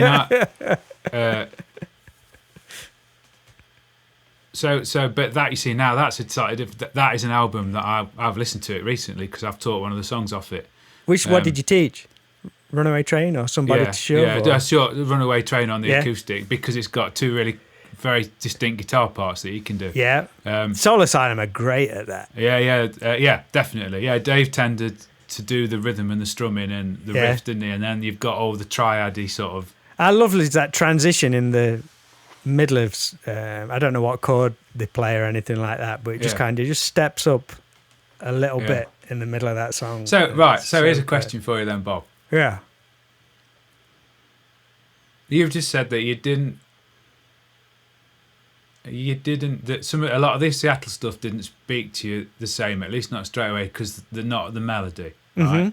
Are you thinking like of sort of maybe like because of Nirvana? Because you can say they are melodious, but it's not in the same. So it's got to be like to do with keys and what chords they choose. I go for happier, sounding chords. You see, I'm the opposite. I like sad chords. Yeah. So right, well that's interesting. You see, because 10's got loads of melody to me. I know we're going slightly off, but we're no. I'd urge you then to listen. There are like the Screaming Trees. Okay. Yeah, they heavy, maybe minor-based chord songs. It's very simplistic, but a lot of melody in there. It's interesting, isn't it? I mean, the Stone Temple Pilots, you'd say, got a good ear for melody, but would you say that Stone Temple Pilots were one of the bands I did gravitate to? Yeah. Whereas I never really got into Pearl Jam and stuff. There's then a difference then. So there isn't melody in Nirvana, but maybe not in the same. You have to search for it, and maybe that is partly from them not being such happy songs. Yeah, I mean, a friend of mine actually described Nirvana the other day as power pop, which I thought was wow. Yeah. I never thought of that. So, but Soul Definitely Asylum not are in a my- million. Yeah, Soul Asylum are not. They're in that group of bands though, where they're not to me a million miles away from the stuff that other bands that I was listening to coming out of Seattle and that area maybe. But I get what you mean. I understand completely. Nirvana, listening to Nirvana after you've listened to Poison is a big jump. Now, we've talked about this last time, and I think you understand where I was coming from, which is why Pearl Jam spoke to me more than any of the others, because they come from a classic rock background. Stone and Jeffrey and Mother Love Bone coming from a glam hair rock background. And as much as I like Nirvana, then I'm a Pearl Jam. You know, it's that old Pearl Jam Nirvana. Yeah. You know, so maybe it didn't. Yeah. So yeah, I can understand how after listening to all that, you'd listen to Soul Asylum and like it more than other things because it's not a million miles away. It's like if you broke it down to an acoustic version, took a Bon Jovi song to an acoustic version and a Soul Asylum, it's probably a comparison that's never been made before. A but great band. There'd definitely be similarities. Yeah, you've surprised me with some of your choices. Right, can you give me your 5 then from 5 to 1? Just list them for me. Okay, I had the Rocky IV soundtrack. Def Leppard Hysteria, Poison Flesh and Blood, Hardline Double Eclipse, and Soul Asylum Grave Dancers Union. Cool. Right, mine is 5 Bad English Backlash. I love you came Extreme, Pornograffitti, Poison, Open Up and Say R. Yes. Def Leppard Hysteria, and then number 1 Bon Jovi Slippery When Wet. I'm glad we hit 1. Which is the same. Well, almost 2 if you class it's almost Poison 2. I'll be amazed if you'd not said a Poison. Yeah. I don't know. I thought for some reason you might say a Motley Crue album, but no chance. No, no chance. You just is that right? Because the only reason I say that is because I never liked him. Yeah. Well, we spoke. If I was going to say Motley Crue, it makes me sound like one of those left field. I would have said the John Corabi one. But that's 94. Yeah. Maybe that's me assuming. I assume too much, Bob. Yeah. No, I've said it how before. How come you've not got a Warrant album in there? That was Cherry Pie.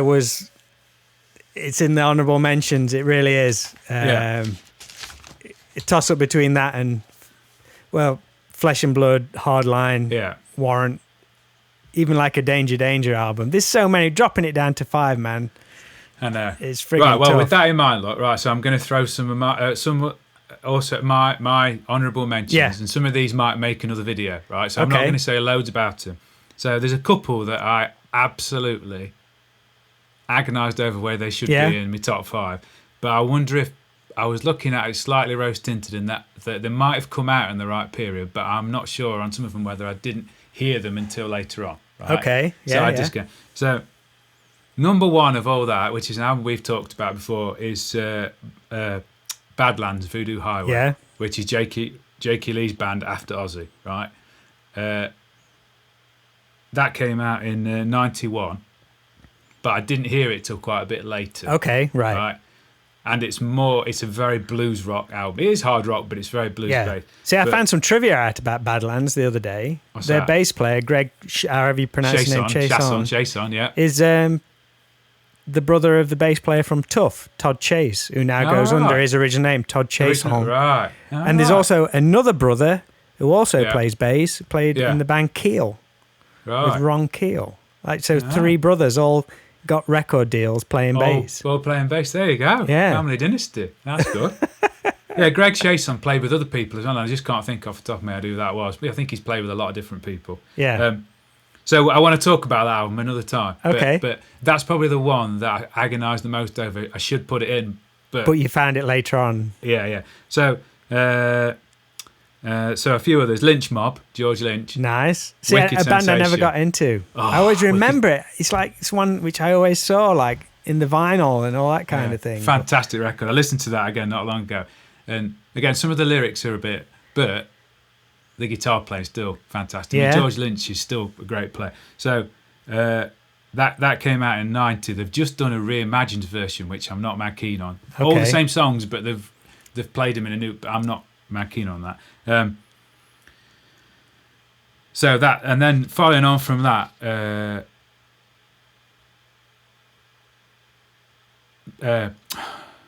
Dokken, Back for the Attack. Did you Wow, ever listen another to band Dokken? I've never got into, other than That's Dream got- Warriors. I've never got into Right, it. that's got Mr. Scary on, which is George Lynch's sort of signature thing, yeah. which is so I'm just going to rattle a few off. Yeah. Queensryche Empire came out in '90. Nice. That's an album which I keep wanting to go and listen back to some Queensryche. But please, you must listen to it. Now you see, it's much darker than Hysteria, obviously. Yeah. Completely, but But it's it's- got that two guitar thing. Very It's well that larger produced. than life kind of you've got to listen to sci-fi Yeah. kind of element. I saw Queensryche last year. Did you? Well, they're Yeah. like without Jeff Tate. Well, there's no Jeff Tate and there's no Chris DeGarmo. No. What's the vocals like? I can't listen to. I It must was admit, fine. It was fine, but they're a band I don't know that much stuff by No. other than the singles off Empire. No, well, you see, but- Empire means a lot to me, so I Yeah. just can't bring myself to listen to them without him. Yeah, and when I think of Queensryche from a visual element, it is those two, Yeah. unfortunately. Yeah. Just moving on. So I'm just going to say about Little Angels, Don't Pray for Me. Nice. Oh, I yeah. love the Little Angels. Yeah, and that album, I mean, Don't Pray for Me. What a song that is! 1989 that came out, which amazed me. I thought it was later. Than See, that. I didn't hear Little Angels until 1991 time. Young Gods and Jam, Young those Gods sort of album. it, Yeah. Saw them at the concert hall. I think they were brilliant. I've already mentioned Richie Sambora, Stranger in This Town, Yeah. 91. Very quickly, Van Halen, right? Now, you've Okay. not mentioned any Van Halen No, albums. that was You amazed me. if you'd have said, yeah, that was a choice between putting the Soul Asylum album in or a Van Halen album. Yeah. But which one do I choose? If I'd had to choose one for this list, it would have been For Unlawful Carnal Knowledge because Yeah, it was that's the on one my that list, kind of yeah. got me into Van Yeah. Halen. No matter how late in the day. Yeah. Well, the one I've got OU812 down because Wow. that was the first Van Halen album that I heard because I got the cassette out of the library. Yeah. I knew who Eddie Van Halen was. I did, obviously, that time again, what year was that? 88. So it must have been a year or so after that I I'll ask you went this and question. It might be a weird question. You'd heard of Eddie Van Halen. Everyone had heard the name Eddie Van Well, Halen. all right. I knew who he was. You know what I mean? No. But you knew the name. You'd heard of. Yeah, You probably saw it yeah. on Back to the Future or something like that. Yeah. Everyone knew it's a name where everyone knows Eddie Van Halen. When I saw a picture of Eddie Van Halen, I was like, oh, that's Eddie Van Halen. Yeah, I know. I know what you mean. I Look, I don't know what that. I don't even know what that means saying it. But I was like, oh, he didn't look like what you thought he would. no. No, I know what you mean. Right. So either of those two. But OU812, I still love that album. Yeah. Bought that on CD. No, I had already got that on CD. I bought 5150 and for Unlawful on CD because I got them on tape. Can you remember Bonfire, a German band? Mm-hmm. I think it was the album Point Blank it was called. There was one before as well, but I think I listened to that later. But none of those are on streaming services, which is annoying. Isn't that Only weird? the later stuff, and I need to listen to that again. I really like that album. And one of my mates got that and said, "Ever listen to this? What do you think? German rock? I'm not really bothered about that bit. Can't talk about this without Mr. Big because I love Paul Gilbert. Nice. So lean into it. I tell you what I heard the other day, and you've probably heard it. Oh yeah, that's old news. Paul Gilbert doing a rocked up version of "To Be With You" mashed with "Ain't Talking About Love." Yeah. Have you heard Yeah. that? Yeah. So good. I'd never heard it until the other day. Brilliant. Yeah. Love Hate. Yeah. Which album? Blackout in the Bedroom. 90 that came out. And I remember and now People saw love them them at Rock over here. City. Yeah. Saw them at Rock City. I don't know it was on whether it was them or was supporting somebody. You didn't see them when Freak of Nature were down there, did you? Yes, that was it. Because Sully and all them went down. I was at my dad's in America, and I remember him saying, I think it was like a Love 8 gig, but Freak of Nature did a guest appearance or something. That was and apparently Freak of Nature played for fucking ages, and people got pissed off. No, Does that ring was any it. bells? I remember, yes, I'm sure that was it. 99% certain that was it, yeah. Well, that would have been the Let's Rumble, would it be, when that came out? I'm not sure. But that definitely rings a bell. Yeah. Definitely, yeah. Dweezil, Confessions, come on. Mate, that was, yeah. Now, you see, that stands up for me, 100%. 91, so a little bit into the transition period. Yeah. Bought that on CD a couple of years ago because I had it on cassette. But that should be a joint album. That should be Dweezil Zappa and Nuno Bettencourt, really. Yeah, of course it should. He is all over that album. I'll let you have to say in a minute. Now, you mentioned Whitesnake, right? Yes. Love Whitesnake. Can't say Whitesnake 1987 because I didn't hear that until I'd heard Slip of the Tongue. Okay. Because of Steve Vai.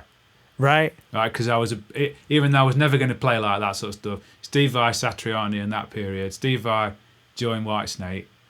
I love that album. Right? Yeah. So that was very close to making it into my top. Nice. Into my top 5. How do you feel Whitesnake kind of... I don't think Whitesnake weathered the transitional period great. No. You watch some of the footage of them at Donington. I mean, I wasn't there. I don't know what it was like to be there. But you see them, it's all over the top, very pomp. Yeah. Very lot of posturing and stuff like that. I'm like, ooh, not quite riding it for me. They've not aged well. No. Rudy Sarzo with his bass and all that kind of stuff. I know. Just before I say one really big one, which neither of us mentioned, and I want to know what one album which was very close, which I did, is Slave to the Grind. It's in my notables. Yeah. It's in my what a record. Honourables, notables, Now, you see, I'm going to go as far as to say hate's a strong word, but I dislike the first Skid Row album so much. What? Really? I just couldn't. I thought they're just like copyists. Wow. I know Sebastian Bach's a big bloke, so I hope he don't hear me say it. Well, he won't. Yeah. Really, but I just not interested in the first album.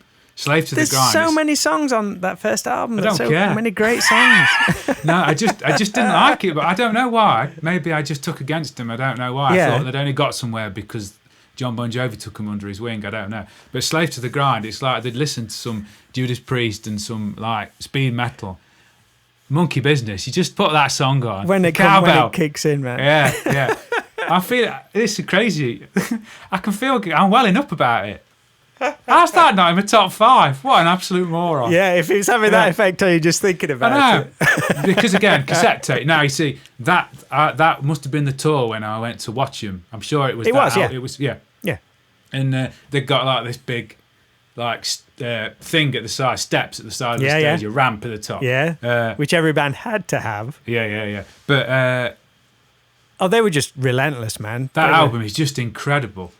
I mean, I can't play it very much because there's a hell of a lot of swearing in it, and I've got an 11-year-old. She knows what swearing is. What's your favourite song on it? Mine always used to be Riot Act. When that kicked in, so good, man. I'm not sure. It's hard to say because I just like that whole thing. I just think that for me, hearing it after knowing what the first album was like, I thought, how can that be the same band? Yeah. I can remember because Monkey Business was the first single. And we all brought it, and Slave to the Grind was on the B-side. Yeah. And we put that on, and we was like, holy shit. Yeah. This is the heaviest thing we've ever heard in our lives. Yeah. I mean, any band that can write a song like In a Darkened Room. Another great two-guitar band. Yeah, definitely. And another band I won't listen to now, because what's the point without Sebastian Bach? I'm not interested in any of the recent stuff. Never listened to it. It is such a shame. I'd probably go and see him live. I saw him with Solinger a bunch of times, and hats off to Solinger. He always did a great job, and he is a very good But and he knew his. I want to say it probably sounds bad, but he knew his place within that band, and I always quote it a million times. He always used to say, "Who put on Slave to the Grind before you came out here, and it still sounds as good as it did back in 1991." And the problem I've got, Bob, is I can't take any of them 5 off to put that on, but it should be on there. Because it is that good. It's a great heavy metal album. I don't care what you say. It's like a sledgehammer that whacks you over the head. Yeah. But maybe then gives you a plaster afterwards. Because it's Now the final couple. Just thinking about British bands. Now you've already mentioned Gun. Yeah. I mean, that first album's hard rock. 1989 taking on the world. I mean, I went to watch them as Nottingham Trent as Nottingham Poly as it was then. Yeah. Right. And I went there in my tight jeans, paisley shirt, cowboy boots, waistcoat. Right. Me and my mate. See these pictures. We're at the back like jumping, going for it, and then I turn around. There's no one behind me. Right. So everybody can see me. And I didn't because they were starting to get a slightly different. They were getting a slightly different audience to that. A bit more denim and, like without double denim and not the they perhaps appeal to AC/DC fans a bit more, and but I loved Gun. I've got mixed feelings about Word Up. We don't need to talk about that. And the other one, of course, Word Up was being played at Rock City years before it was on that album. Yeah, I suppose. Yeah, that's true. And the other band which I've got to mention, British bands, is Thunder. Yeah. I mean, Backstreet Symphony. I think that was an album I listened to a lot. I mean, I've been to see them a couple of times, again at the concert hall and that. Now, right, so just before we finish in a minute, I'll let you have your sundries. That's all right. Sorry, I've gone on too much, but I get enthusiastic. Right, elephant in the room, Bob, that neither of us have mentioned, and I'm amazed at myself. No Guns N' Roses. Right. Well, what do you think? File under Motley Crue. Never got into them. Don't you? Right. I totally 100% appreciate everything. Appetite for Destruction, amazing album, but yeah, I feel that now. I didn't. Back in the day, I was never bought into it. There was all those bands which Guns N' Roses, LA Guns, Faster Pussycat. Well, I all love now, but back in the day, I was openly into the more bubblegummy pop stuff. And I can see and I can understand why Guns N' Roses and LA Guns are considered more cool these days. But for me back then, if we're talking about stuff which we were into within that time period, I never was. So now you see, Appetite, probably too young for that, and I never. I got into them mainly at Use Your Illusions. Yeah. I thought it was cool that a band released 2 completely separate albums on the same day or whatever they did. Vivid memories of being sat on the grass bank at school when I started sixth form, listening to that. Which was your favourite one out of the 2? It always used to be Use Your Illusion 2, which people the seem blue to gravitate one. to. I like that the blue 2. One. Yeah. So I think you've got a good idea of where I sort of came from. Yeah. No Motley Crue for me. No Kiss. No. Neither of them. Never a big. I know what Warrant means to you. I'm never a big fan of Warrant. Let me throw some other names at you. What about Winger? Did you ever listen to Winger? I am a big Winger fan, but I'm going to say I'm a Winger singles fan, if that makes sense. Right, yeah. What was his name? Red Beach, the guitar player. He was a very good guitar player. Have you heard the Pull album? The transitional album. Might have done if I hear it, I might recognise it. You probably like that, because that was the one where they was changing the sound and trying to move with the times and stuff. And when I heard it, I was like, oh, I'm not sure. The single was great. Dan Incognito is... Oh, yeah, I know that song. That's a fucking great song. Yeah. And it is one of those albums which you put on and I'm not sure. Kept listening to it. All of a sudden it clicks. Killer album, man. If you can get it cheap, pull. If you like Native Tongue and Motley Crue 94 or whatever, I'll have a listen, file under that. The other one I've got to mention, I've already mentioned him, but you know that I was a big Cinderella fan. Yeah. Killer band, man. Killer band. Yeah. The beginning Heartbreak of Station. Heartbreak Station, when that slide guitar comes in. Now, you see, just quickly, just saying about my dad never said anything about it. I think my dad heard that and quite liked it, but he wouldn't admit it. Just because it was very bluesy, you know. Right, quickly then. Well, no, not quickly. Take your time, as long as you want. But we've been doing this for a while now, right? That's I'm going to have some fun editing. Well, there's a lot of similarities in my honourable mentions. Well, honourable. What have you got then? Pornograffitti is in there. Yeah. Which you had... Slave to the Grind, so that's 2 of them out of the way. Warrant Cherry Pie, which I think is probably one of the greatest if you want to call it hair metal or pop metal albums, top to bottom, other than the Train cover at the end, which is a cover version, I think is the weakest song on the album.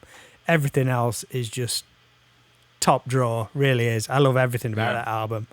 The songs, the look of the band, the artwork of the album, I think it just stands alone within that genre, if I'm honest. Played that album to death and gutted I never got to see him with Janie Lane. Still such a great band, and one which I've become to love more and more over the years, really.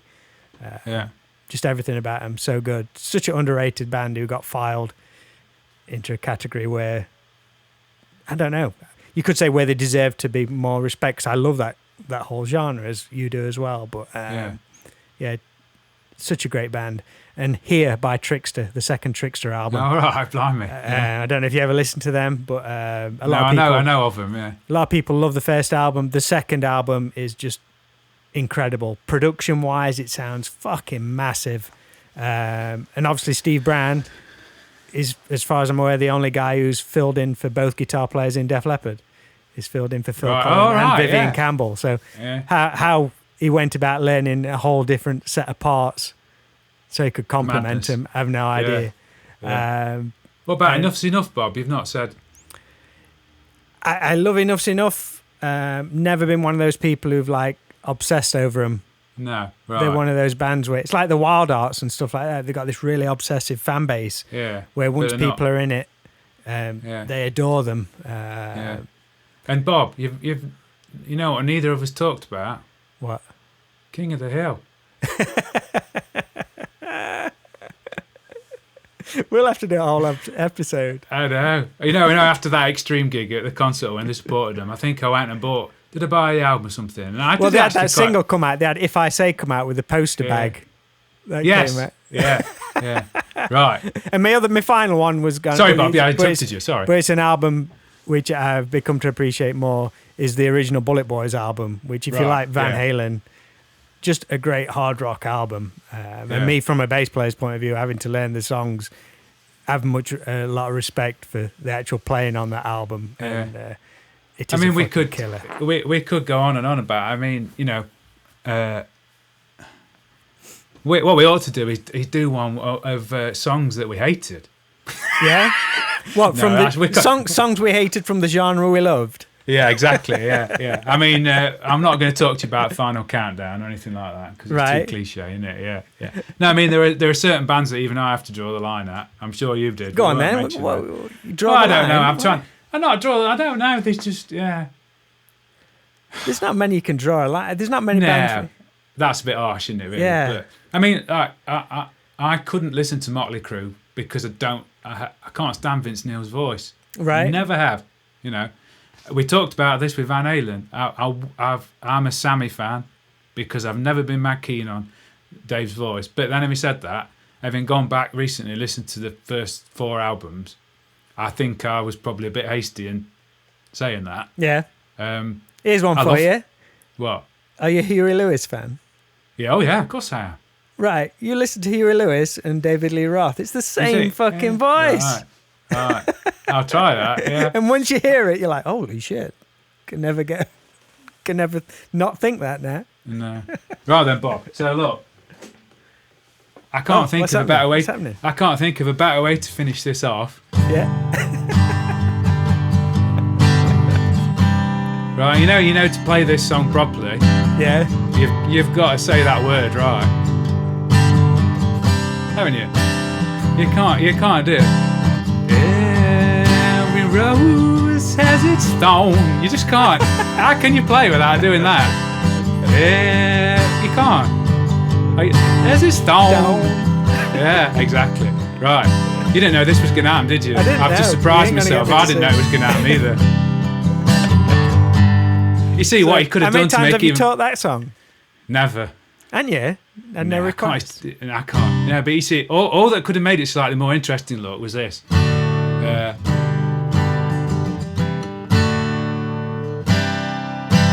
Hang on. What could have Brett thrown in? A little drop down off the C to a G/B would have.